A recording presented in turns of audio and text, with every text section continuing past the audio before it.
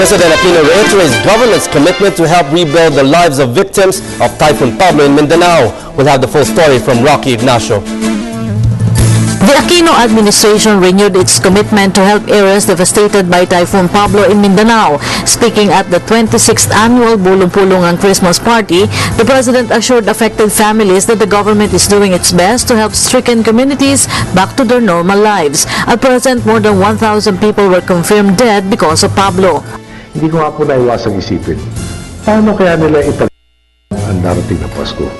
Paano kaya magsasalo sa harap ng nakahaing Noche Buena kung may isa, dalawa, o tatlong miyembro ng pamilya o mas marami pa ang wala na sa kanilang mga silya?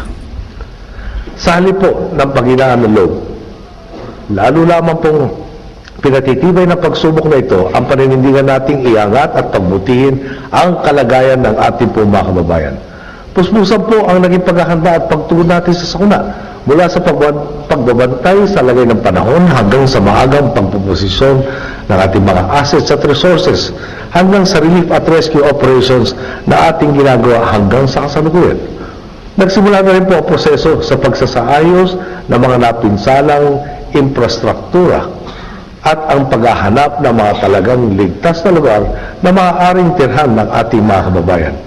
Sa katunayan, marami sa mga hindi mapasukan dahil sa malalaking bato ay pilit at nagawa nating buksan loob lamang ng 1 linggo at yan po sa pamumuno na ating bautihing kalihim, Babe Singson.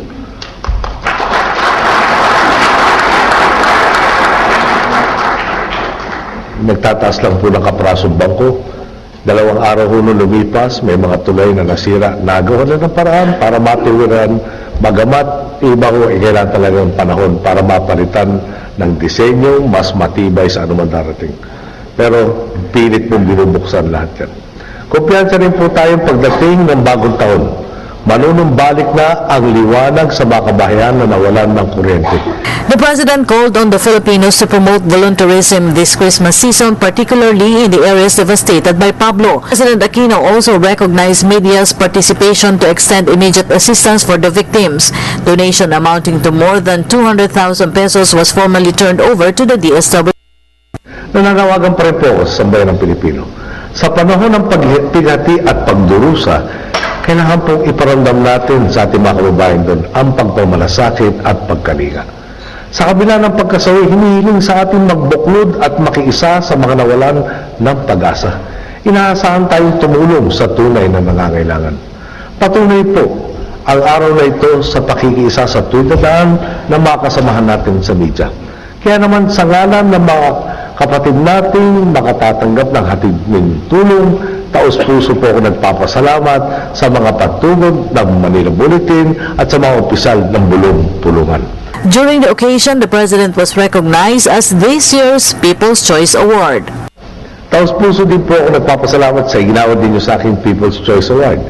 Nagbigyan po tayo ng mandato ng mga Pilipino na itimo ng bayan sa tuwidadaan. Simple lang po ang kinikilala kong tungkulin. Ang ibuho sa paglilingkod ang galing sa posisyong ito. Sa mga pagkilala po ito, lalo ako nabibigyan lakas upang ituloy ang sinulan nating laban. Muli, maraming salamat po sa inyo lahat. For the People's Television, Rocky Ignacio.